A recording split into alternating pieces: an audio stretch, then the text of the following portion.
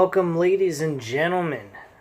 After you got to hear the introduction to this wonderful hunk of shit Monday Night Raw episode, we had several burials made tonight that is listed in the introduction towards this video that you guys just saw.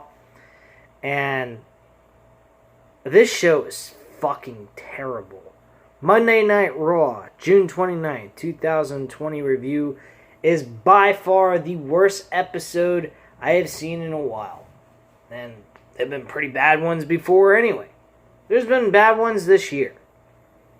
And this shit just continues to get more and more depressing. I finally woke up from my coma, guys. I finally woke up from being unconscious. For a couple of weeks, I think about 1 or 2 weeks, I've been talking about how good the shows have been, how I've actually enjoyed some of what they had to say and what they had to do, and blah, blah, blah, except for the Drew McIntyre versus Dolph Ziggler match, which, by the way, was a fucking complete clusterfuck to start the show off with.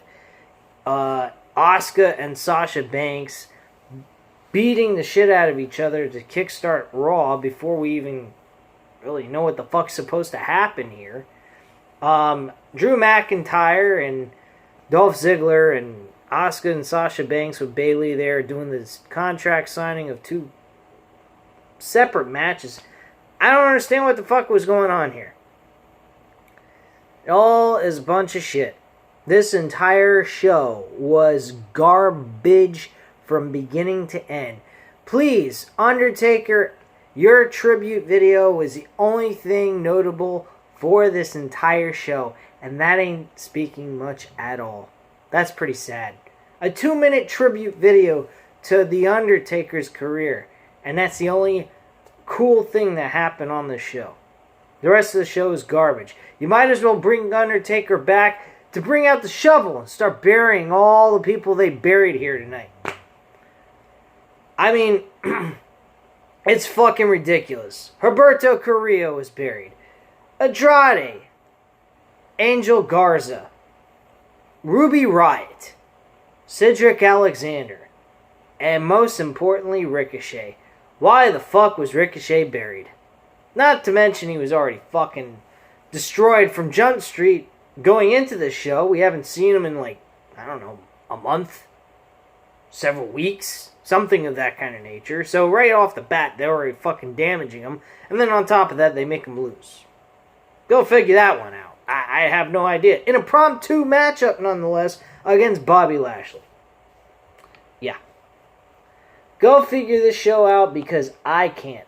I don't know how much longer I can continue to do these reviews. I know I've been trying to stick to my guns with this shit, but because I'm not even getting paid, I don't have a high follow. I don't have a large following on this program, this channel at all. I mean, what is the point? What is the point of me torturing myself for free watching this garbage? I don't know. I must have a really strong dedication towards this channel. Now, guys, if you're new to the channel, World of Wrestling is what it's called, by the way, hit the subscribe button.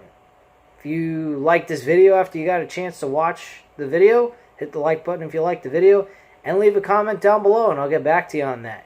Now let's get into this hunk of shit pay-per-view. Thank God this was not a pay-per-view, but then again, these pay-per-views lately have been just as bad as the fucking Raw and SmackDown episodes. So who the fuck cares? Who can distinguish between the three? I can't. Between Raw, SmackDown, and the pay-per-views, who the fuck knows? And who really cares? Anyway, like I mentioned, they kickstarted the show with the double contract signing for the Raw Women's Championship between Sasha Banks and Asuka, and Drew McIntyre and Dolph Ziggler for the WWE Championship, which, God, I don't know why the fuck this is even happening. I don't know why Randy Orton isn't the opponent here going into the WWE Championship match with Drew McIntyre. I have no idea. You could give Drew McIntyre a nice big win against Randy Orton, and, you know, it wouldn't, I don't think it would damage Randy Orton in any way. If anything, it could benefit Drew McIntyre. Randy Orton is just, a guy that's just, underage. Not underage. What am I talking about? Like over the hill at this point. Whatever. I don't know. But honestly, he is the more suitable opponent to challenge for a WWE Championship match. Just making Drew McIntyre look that good, beating a well-known name like Randy Orton. That's what Randy Orton should be doing. Jobbing out to other younger stars, building them up. And at the same time, trying to make Randy Orton look good in the process without damaging him so severely that he's not suitable to even be on TV anymore. So that's my aspect on that. This Dolph Ziggler situation is completely fucking stupid. Quite frankly, even though last year with him trying to challenge for the WWE Championship against Kofi Kingston made more sense then than it does now. I don't know where they come off with Dolph Ziggler being able to use the excuse that he is the reason why he got Drew McIntyre where he is today. That is far from the fucking truth. No fucking way does that make any sense at all. In any sense of the word. Not one fucking bit. Honestly, I don't know. I really don't know what to say about this show. This show really didn't stand out to me whatsoever. This contract signing was a fucking waste of time. Everything here was just a waste of time. To add to this, Drew McIntyre is allowing Dolph Ziggler to make the stipulation for their matchup going into Extreme Rules Horror Show. Yes, folks, they are actually sticking with the Horror Show subtitle to Extreme Rules. I wonder why. It ain't because of Bray Wyatt and good old Braun Strowman. This show is going to be horrific. It is going to be terrible. It is going to be it's going to make you want to gouge your eyes out of your own fucking head. Type of bad pay-per-view this is going to be. Honestly, I don't know how anyone can sit through this shit unless they have a YouTube channel. Really. I don't know how anyone does this for the sake of entertainment purposes. I have no idea. So, anyway, we go backstage after this terrible fucking contract signing that turned into a clusterfuck. We get Andrade and Angel Garza backstage talking about the attack they made on the Street Profits and the Viking Raiders.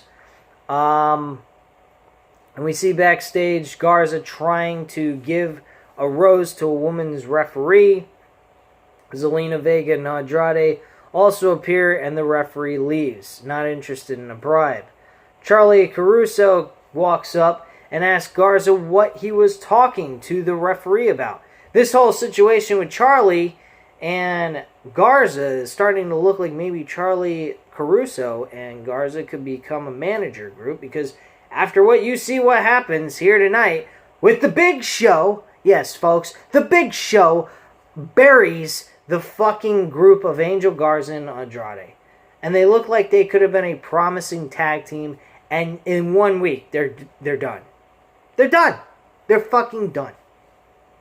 I don't get it. Big Show actually walks up in front of them after they talk to Caruso and says, look, I am not trying to be disrespectful or interrupt anything, but I have to address Randy Orton, and he walks off. And that's it. And Zelina Vega is not very happy with this for the interruption he made. Big Show comes out. He is out in the ring and is not happy. He takes the mic and gets right to business, calling out Randy Orton. The music interrupts, and out comes Zelina Vega, Andrade, and Angel Garza to the stage instead. Show apologizes for interrupting their interview, but he says he's not in the mood to play tonight. And if they get in his way, it will be bad news for them. Well, it certainly was bad news for them later on in this episode. Not also did they have 2 matches Not also did they have one match, but they had two. I kind of fucked up on my wording there, but you get my point. So he pretty much goes ahead, talks about how he'll beat them up and destroy them and blah, blah, blah. Ric Flair comes out. He starts talking bullshit. Why he's even in this... Big Show and Ric Flair, I have no idea why they're on this program. They are over the hill, done, over with. They're fucking finished. There's no need for them to do anything in WWE. They've done what they had to do in their careers. They are legends. They are great entertainers. They were big names during their time. Roll over, Rover, and move on over, okay? I mean, come on, man. Get real. Get with the program. Get with the times. It's 2020. Let's get with some new faces. Fresh blood here. This is fucking ridiculous. So anyway, the Viking Raiders and Angel Garza and Andrade are supposed to have a matchup.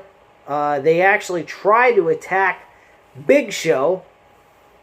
And then the Viking Raiders actually come out to attack them instead before Angel Garza and Andrade could attack the Big Show in this segment.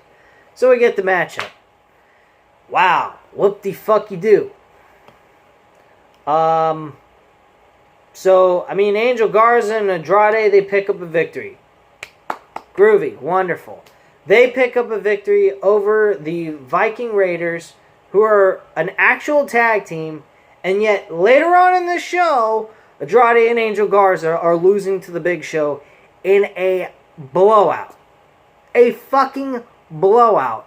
And it ends up with a lot of bickering and arguing between Angel Garza and Andrade. And Andrade eats the loss in that match. So I'm not going to go back and discuss that as I move further through this review, so don't count on it. This was garbage. They also were arguing during this point as well, but Zelina Vega managed to get them to get working together again and finish out the match and win the matchup. So, not also did you kind of kill off the fucking Angel Garza and Andrade, but you also made the Viking Raiders look bad as well because they ate a loss to your team that's supposedly falling apart. Makes a lot of sense, doesn't it? Oh yeah, sure it does. Keep up the good work, Vince. You're making lots of logical sense here. Loads of sense. You fucking dipstick. Alright. We have Lana talking about Natalya to... whatever. This is a complete waste of fucking time. They have Ruby Riott being discussing shit with Lana. Lana talking and hyping up Natalya as being the real leader of the women's division. What fucking women's division is this? Outside of the storyline going on with Bayley and Sasha Banks, there is no women's division. This is a fucking joke. The Raw Women's title is being played into this fucking storyline with Sasha Banks and Bayley so they can hold off from these two having to go at it with each other over a championship belt, which I hope occurs this way. I hope that Sasha Banks defeats Asuka, despite the fact, yes, Asuka deserves a good run with the title, but it's for a good cause. My reason for that is you could unify the women's championship belts as one, have them go on both shows, Raw and SmackDown, and call it the WWE Undisputed Women's Championship. That is what needs to occur here, and these two women are going into a collision course later on this year. That's what I believe should happen. Now, is that going to happen? I don't know. Maybe they'll keep the title on Asuka. This will eventually lead to Sasha Banks getting upset with Bayley, and that leads into them competing over the SmackDown Women's Championship. But at the same time, who the fuck needs to see that anyway? Let these two women dominate the women's division on both brands. That's the least thing you can do for these two women. Even though, yes, it doesn't make logical sense for Sasha Banks to be challenging for the Raw Women's Championship when she's not part of Raw anyway. But then again, let's think about this clearly. Does WWE ever make any sense? At least go with something that's a little bit more reasonable and will magnify and intensify the storyline between these two at the end. And them competing over 2 championship belts and unifying them as one, I think is a good deal. So, there's my little bit of logic made into an illogical situation. Even though that doesn't really make a lot of sense, but you get my point. It's to benefit their storyline. Fuck everything else around the women's division, because there is no women's division that's benefiting from 2 titles being on 2 different brands. There isn't. So, I'm okay with this idea, even though, yes, it does seem a little illogical, but at the same time, it's benefiting the storyline of Sasha Banks and Bayley if that's the direction they go with. And I hope they do that.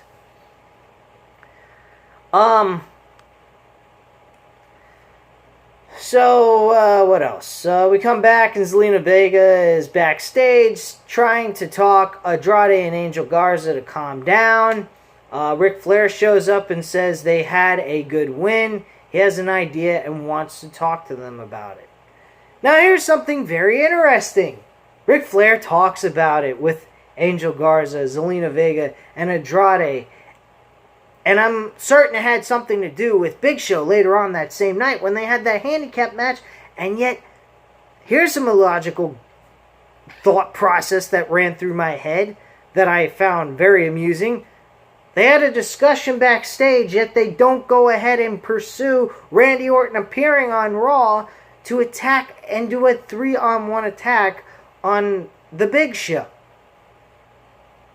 Now, granted, I don't really care for the Big Show. I don't care for him being in this storyline with Randy Orton.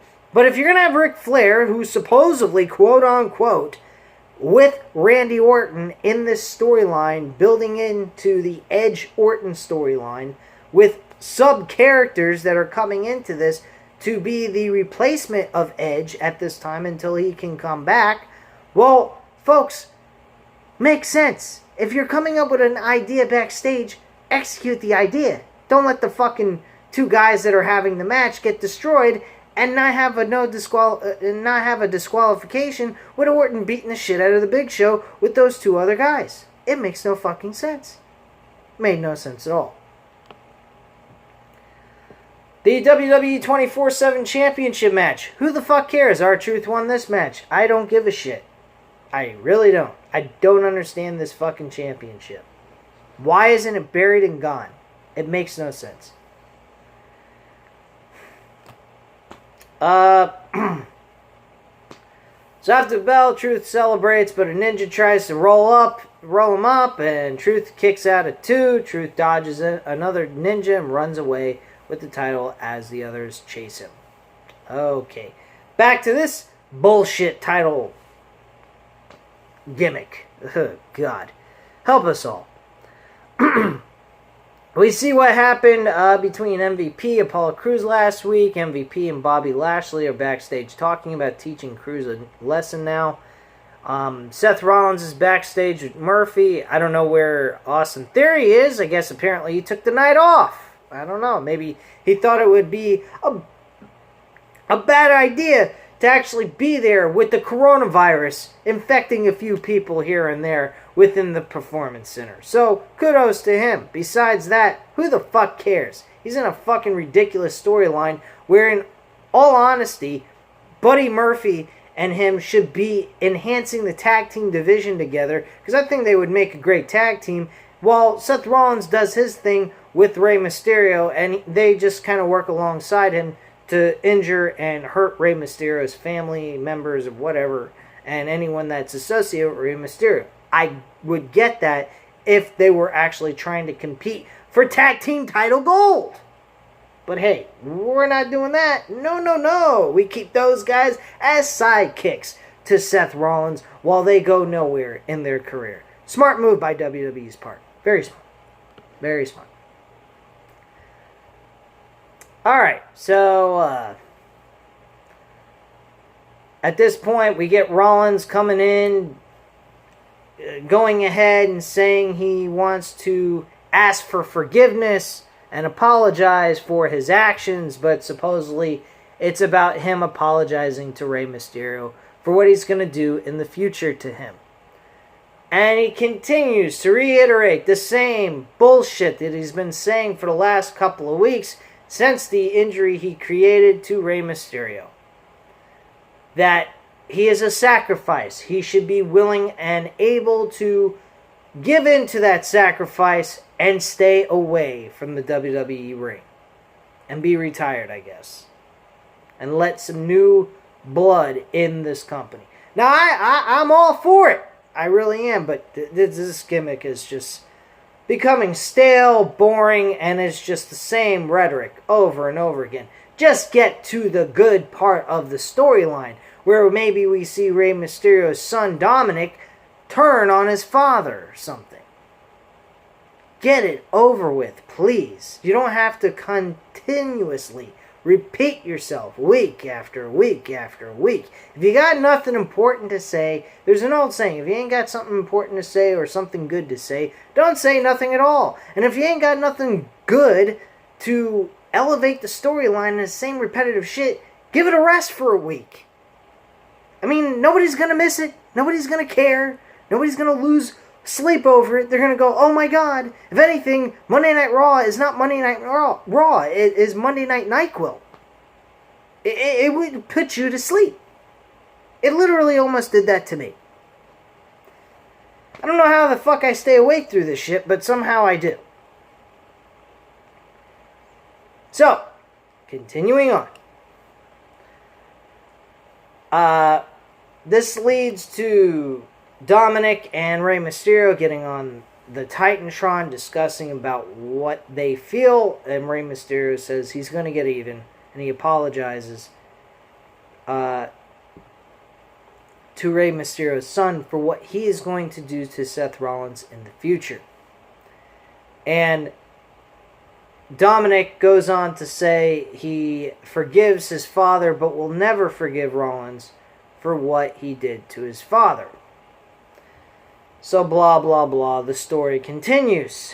Will we see a turn by Dominik? Probably not. With WWE's mentality, with lack of creativity, lack of taking a chance, they don't take any risks. They don't take any opportunity to test anything out. They don't move forward with anything. They don't make any logical sense. They forget what they fucking did 2 hours ago on a show, like I mentioned about Ric Flair with Andrade, Angel Garza, and Zelina Vega. Everything they fucking did here tonight was total, utter waste of time. Fucking waste. This eventually led to Seth Rollins and Murphy teaming together against Humberto Carrillo and Aleister Black. Because Humberto Carrillo and Aleister Black are buddies for whatever fucking reason. I don't know why Aleister Black would be any way associated with Humberto Carrillo, but to me, it is very, very, what's the word I'm looking for? Cringe? Maybe that's the word I'm looking for. It's kind of cringy. I don't know if the word exists, but I'll just say it is cringe to see Aleister Black, the man who was supposed to be like an Undertaker-like kind of persona, and he's playing with Humberto Carrillo? Like, where the fuck does that work? I understand Humberto Carrillo standing up for Rey Mysterio. They come from the same ethnicity. They're both Spanish. But where does Aleister Black play into Rey Mysterio? When did they ever were good friends? And why would Aleister Black have any friends at all? He don't need any. This motherfucker should be challenging for the WWE World Championship and being a heel and dominating. He'd make a great fucking heel. Instead, he's playing Mickey Mouse games with everyone. He's buddy-buddy with everybody. It's fucking ridiculous.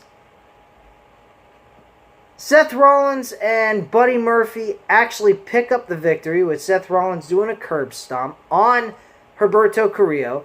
They then put the mask, the Rey Mysterio mask, on Humberto Carrillo, trying to gouge out his eye on the steel steps.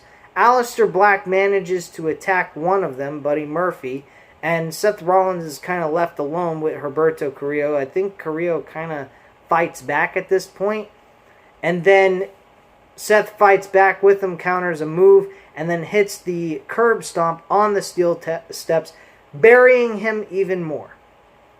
So there you go. There you go.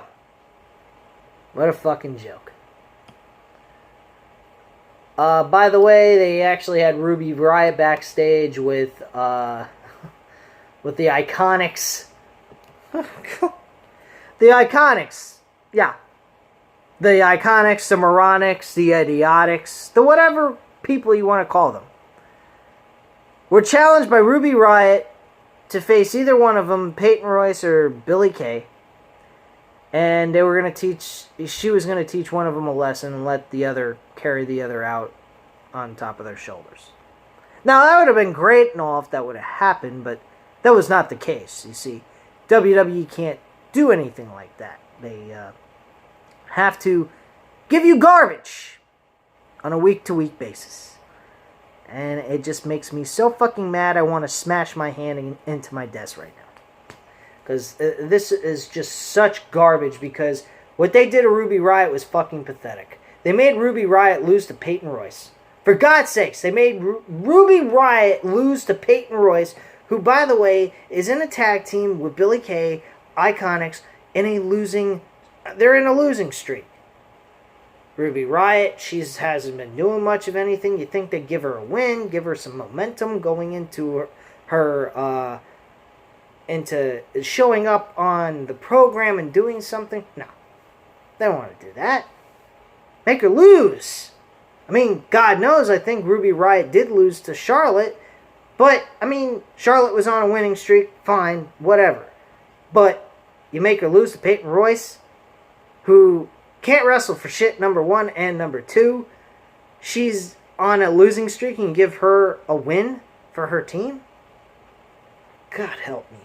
I don't know what the fuck I'm watching anymore. Really, I do. Alright, we got the 2-on-1 handicap match with Angel Garza and Andrade versus Big Show. No showing of Randy Orton. Complete, utter waste of time. Angel Garza turned on Andrade, walked away. Andrade was trying to tag himself in so they could make quick tags. And Angel Garza was getting self-centered here. He wanted to take all the glory and beating up Big Show by himself. And Andrade tagged himself in anyway. And Angel Garza was pissed at that. Because at this point, they finally had an advantage over Big Show. They chopped him down to his knees. And you'd think at this point that they would make smart decision here and actually tag in and out. Quick tagging. You get my point. Tagging each other in and out very quickly so that they can work on Big Show and eventually get a win here by themselves without even Randy Orton interfering. That would have been even cool as well, but that wasn't the case. So whatever. They lose the match anyhow, end of that. Alright. So we get Ricochet and Cedric Alexander backstage with Apollo Crews. R-Truth walks up to him, starts talking about he's nervous over his 24/7 championship title being defended 24 hours a day, 7 days a week. He's got the 7-11, 48 hours, blah, blah, blah, whatever he says. And Truth says he finally got away from Akira Tozawa and the Ninjas, or did he? Truth is paranoid of Cedric, Ricochet, and Crews being the Ninjas. Oh my God. Can this company get any more retarded? Like, literally. This is mind-numbingly stupid. So they do some more comedy, and Truth runs off with the title and back to the commercial. Look, I'm all for comedy. But comedy ain't WWE's strong point. You want to get comedy, get a real fucking comedian. A real stand-up comedian that's very good at comedy. And have him write your shit for you. But this is ridiculous. This is mind-numbingly stupid. I can't deal with it. I think it's retarded. I just want to change the channel. And I should, but, well, I actually zone off into my phone and look at shit on YouTube and don't pay half attention to the fucking shit on this damn show. So it doesn't matter. Anyway, Apollo Crews versus MVP. This matchup happens. MVP beats fucking Apollo Crews. What does that mean? Are we going to get a title match between MVP and Apollo Crews? Probably so, and MVP is going to win that. I wouldn't be surprised. After the match, though, MVP stands tall as we go to replays. Lashley ends up applying the full Nelson to Crews. After the match, officials try to pull him off. Ricochet and Cedric Alexander run down, but they also can't break it. Lashley pushes them off, keeping the hold locked on Crews, and Ricochet and Alexander do some high-flying maneuvers to break the hold, and then we go to commercial break. We come back, we're getting Ricochet versus Bobby Lashley. What do you think happens there? Ricochet loses. He ends up getting buried really well, along with Cedric Alexander, and they both look like two fucking punks. Goodie for Bobby Lashley, but yeah, he couldn't win the WWE Championship. If you did all that and you couldn't win the title, your gimmick means nothing to me. It's not tough, you're not anything, you're nothing but a pile of dog shit. You mean nothing to me. You're not this dominating force in the WWE. Sorry, you should have won the championship for that to even mean anything. At this point, you mean nothing. You're buried. You're done. You're fucked. You got distracted by Lana, you got kicked in the face, and you couldn't even kick out a Claymore kick, okay? So get fucking lost. You're done. You're out of my book. You mean nothing. Drew McIntyre and Asuka versus Dolph Ziggler and Sasha Banks. This was actually very surprising. Sasha Banks defeats Asuka. Now, this is a little bit disturbing to me. Sasha Banks picks up a victory here, and she's been on a humongous winning streak. I don't know what this means. Does this mean Sasha Banks is actually going to win, or are we going to get Sasha being on a humongous winning streak and then eventually losing clean to Asuka without even Bayley being anywhere involved? That's my biggest concern. Because without Bayley being involved and screwing up the match, that's the only way this would work for Asuka to win the match. Otherwise, Sasha Banks needs to win this match and win it clean. And I mean win it clean. No outside interferences, no distractions by Bayley to help Sasha Banks win. Nothing. Banks needs to win this clean as a whistle with no interferences, no shenanigans, nothing. And that's pretty much it. So yeah, Banks and Dolph Ziggler win this match. Dolph Ziggler didn't do dog shit. He was garbage in this match. He has no chance in hell to win this match whatsoever to make me even believe he's got a shot at winning the WWE Championship. I don't care what stipulation he does. I don't care if Drew McIntyre has both arms tied behind his back and his legs tied together with handcuffs to his legs. I don't give a shit. I think you could tie Drew McIntyre up to a fucking pole at this point. A ring post. Both his legs and arms, and he'd still beat Dolph Ziggler. And that's pretty fucking weird for me to even say that. But that's how pathetic Dolph Ziggler looks in this situation. Anyway, guys, I hope you enjoyed the video. Hit the like button if you did. Hit the subscribe button if you're not subscribed to the channel. And leave a comment down below, and I'll definitely get back to you on that, guys. And I thank you very much for watching. Have a great night.